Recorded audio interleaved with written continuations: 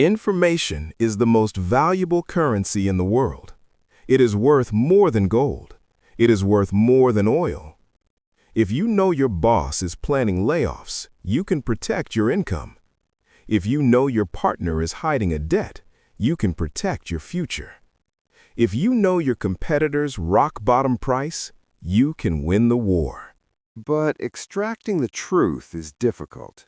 Most people try to get the truth using a sledgehammer. They ask direct questions.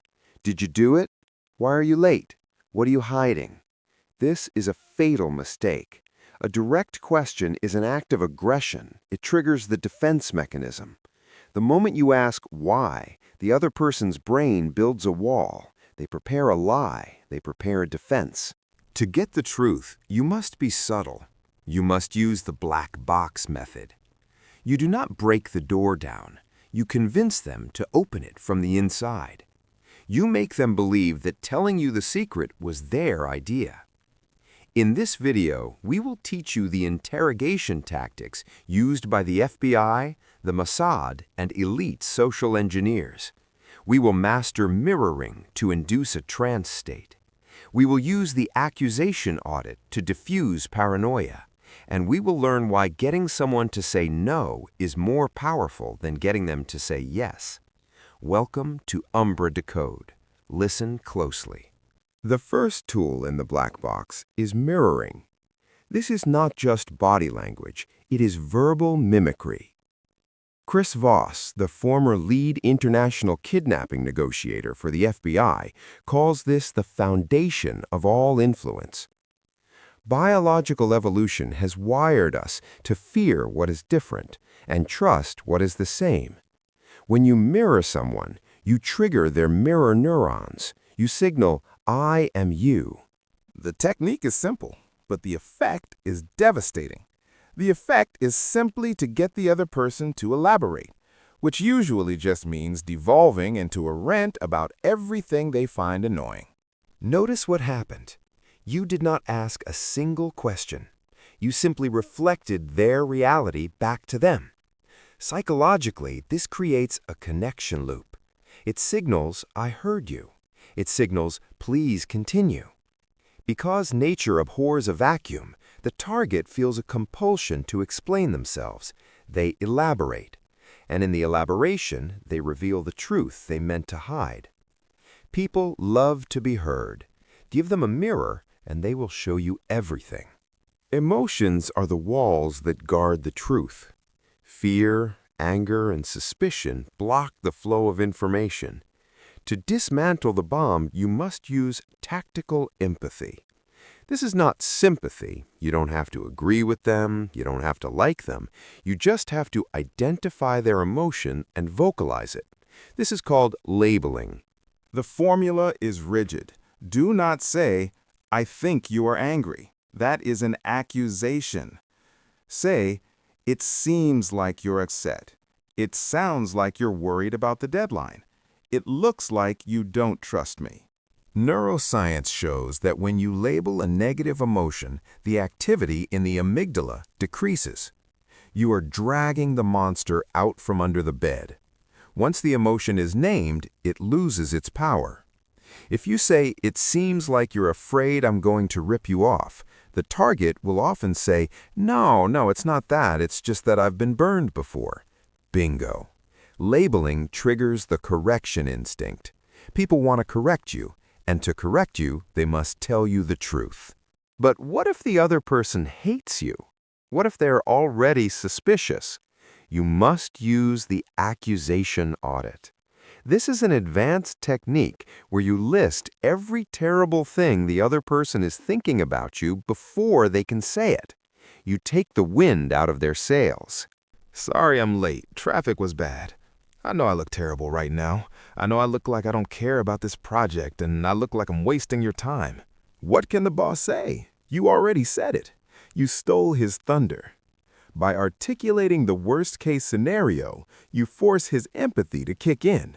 He will likely say, look, you're not wasting my time. Just try to be on time next time. You have disarmed the attack by initiating it yourself. In an interrogation, say, I know this sounds like I'm prying. I know it seems like I don't trust you. This clears the minefield so the truth can walk through safely. We are taught to get people to say yes. Salesmen are taught the yes ladder. But yes is dangerous. Yes is a commitment. People become defensive when you try to force a yes. In the black box, we want no. No makes people feel safe. No is protection.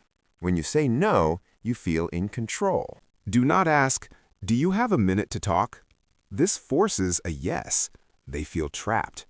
Ask, "Is now a bad time to talk?" This invites a no. No, it's not a bad time. They feel like they chose to talk to you. They dropped their shield. Use mislabeling to trigger a no. "It seems like you want this project to fail." "No, I want it to succeed. I just need more budget."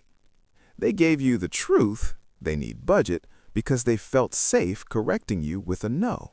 Stop chasing yes. Yes is a trap. No is freedom.